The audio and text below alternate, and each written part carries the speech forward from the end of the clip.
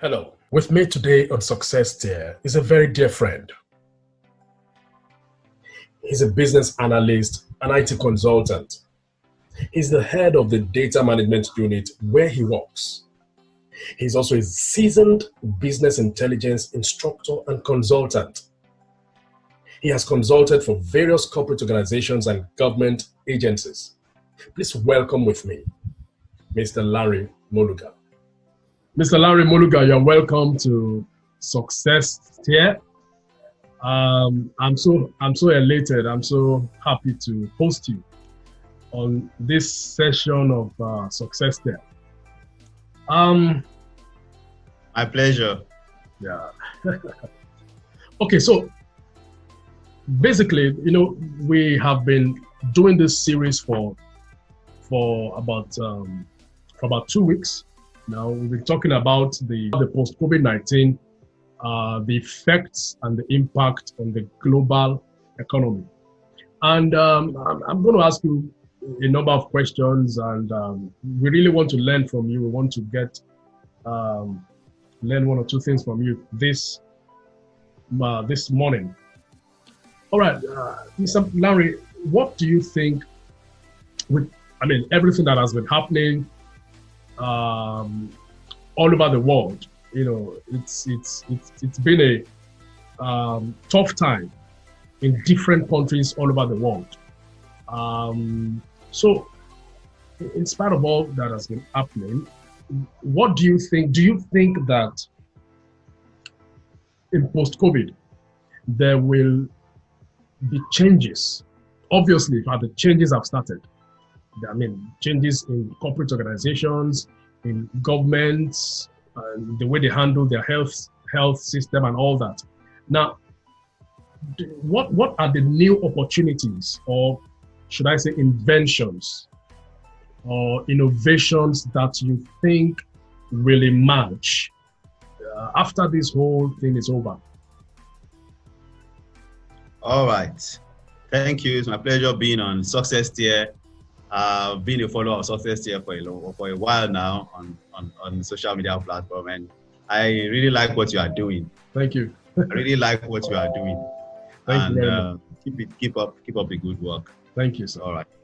So for the question you asked about inventions regarding post-COVID, well, as the saying goes, change is inevitable. Change is the only constant thing in life, and when crises like this happen, it births new inventions, it births new things into existence, So looking at crisis, there is the bad part and the good part that emerges in crisis.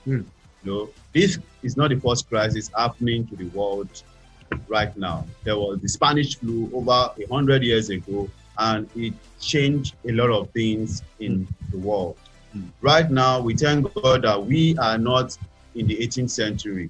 We are in the 21st century, so we can look at it from the aspect of technology. You're right. What are some of the things we have even started seeing them? That's the truth. Remember in Nigeria when the federal government said there was a compulsory one month lockdown. Yeah. A lot of businesses were shut down, but a lot of churches were shut down, mosques were shut down, businesses were shut down. But what happened was a lot of people leverage on the internet.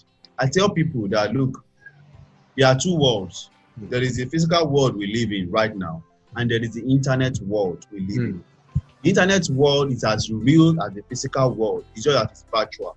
The internet world, it's as real as the physical world. Just like you can touch a physical table. In the virtual world, you have no limit to what you can do. You have no limit to what you can experience. You have no limit to what you can create. So when it comes to post-COVID, we should look at organizations leveraging on technology to deliver their services. Organizations that have not, especially I would take the education sector. I was with a woman yesterday, a teacher, and she was showing me her phone. On that her phone, she was able to get an app. That app, she was able to record our sessions and do the PowerPoint presentation and upload it on the Google Classroom. So, and it's a government school for that matter. So you can see, and this morning I was trying to print a document at a shop, and I saw a student, the lady that was printing the document for me, she was on a WhatsApp group. And on that WhatsApp group, they were all learning. Teacher will record. Those that cannot afford to do video teaching, what they do is they do voice notes.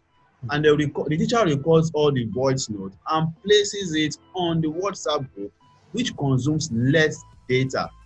And you are able to download it and listen to what the teacher is saying and give your feedback. So we can see the educational sector is taking shape by moving everything into technology. One thing I tell people is, if your service you are delivering is content, you have no right getting an office space. Your office space should just be the cloud, the internet. Get on the internet, put your content there, and be ready to add value to people. So sorry, Mr. Larry, sorry for cutting short. Can you elaborate more on what you just said now?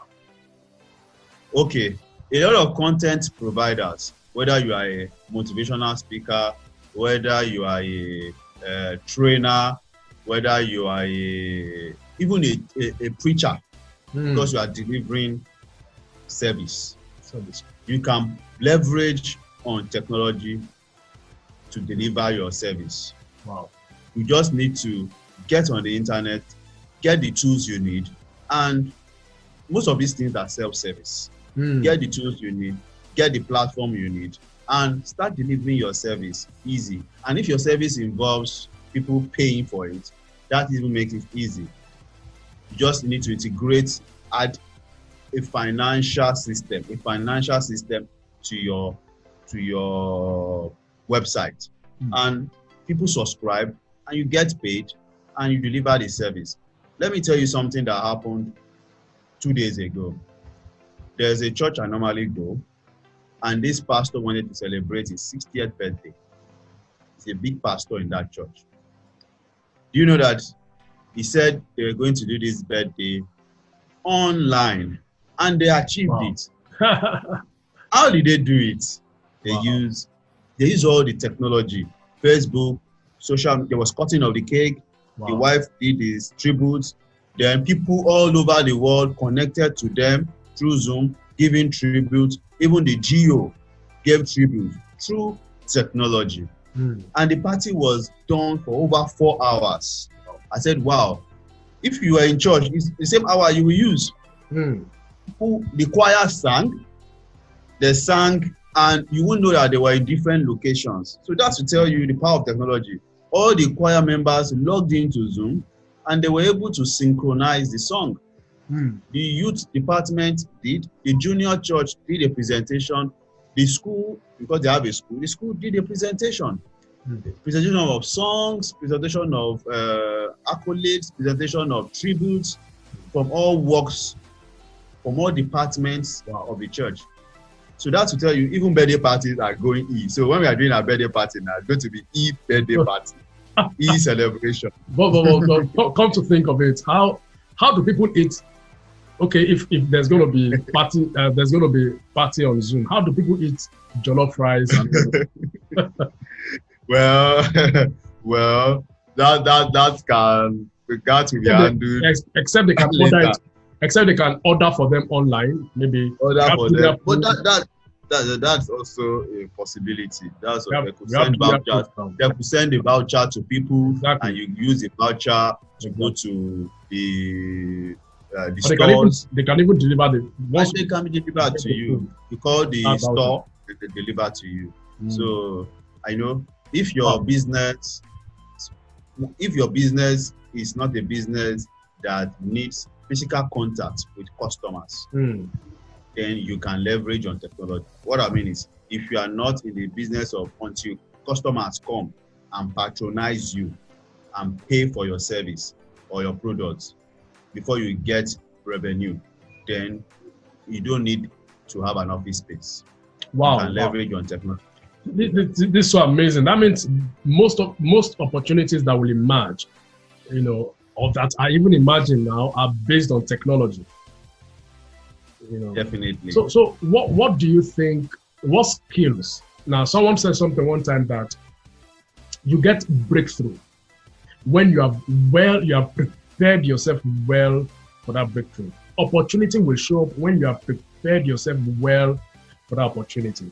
In other words, so what I'm trying to, my question is, now what skills do you think people should acquire so that when these opportunities come, they can leverage on these opportunities, they can maximize these opportunities? What kind of skills do you think will be very relevant in this post-COVID?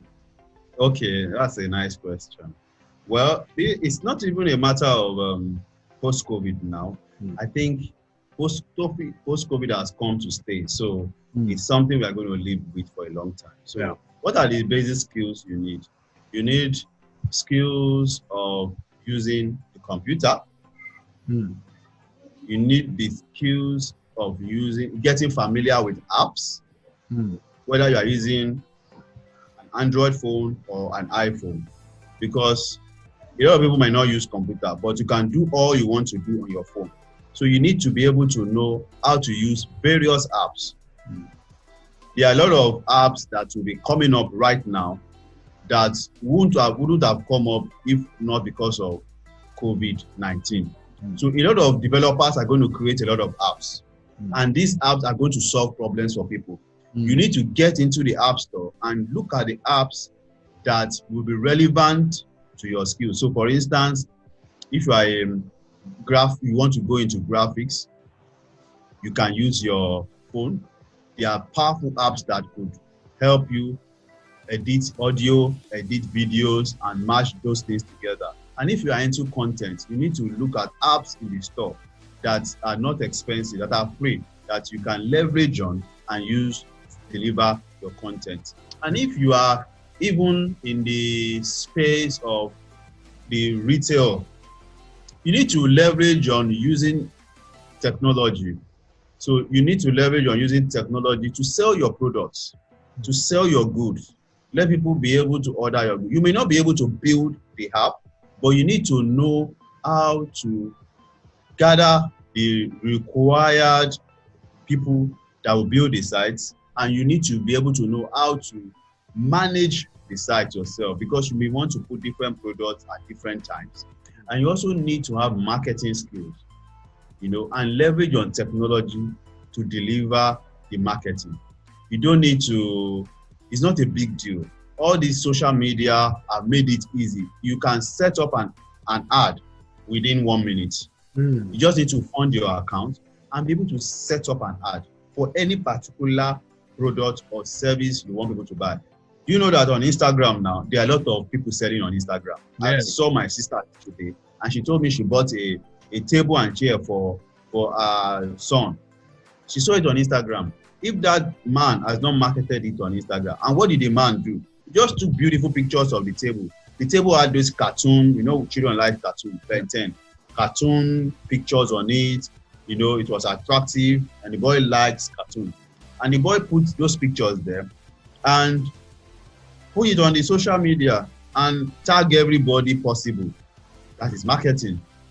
That's why I say you need to, we need to get to a place where we use our social media, not just for displaying, I wear Gucci bag, I wear Gucci, I wear Zara bag. No, we need to use it to sell ourselves, sell our products, taking nice pictures, displaying them.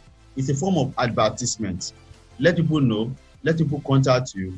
Even if you don't want to use the paid ads, you just need to know how to get nice pictures of the product or service you are doing, and let the social media help you to market it. So marketing skills, computer skills, using the apps, getting to know how to download apps and use apps are very, very important post-COVID. That's really massive. Something I was trying to advise someone one time like that. The person wanted to do some sort of business. I think the person wanted to start selling some stuffs, and so um, he just wanted to go and open a shop. I advised the person. I said, why don't you have a social media account? He said, yes. Why don't you leverage, first of all, on your social media account? Do you have the rent? Do you have the money to pay for a rent now?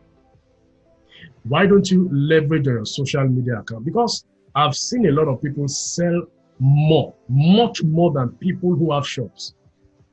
Because a lot of transactions are taking place online, like the Instagram you just mentioned. A lot of transactions are taking place, and so you can, if you know how to, develop good content, and you know how to, like you said, market well and do some ads on your social media platforms, you can even sell much more than someone who has a physical location, who is selling in a physical location, in a physical shop. Thank you very much, Mr. Larry, for your input, and I really appreciate you for coming on this program. I hope to host you one of these days soon. After now, thank you very much. Thank you. Thank you so much.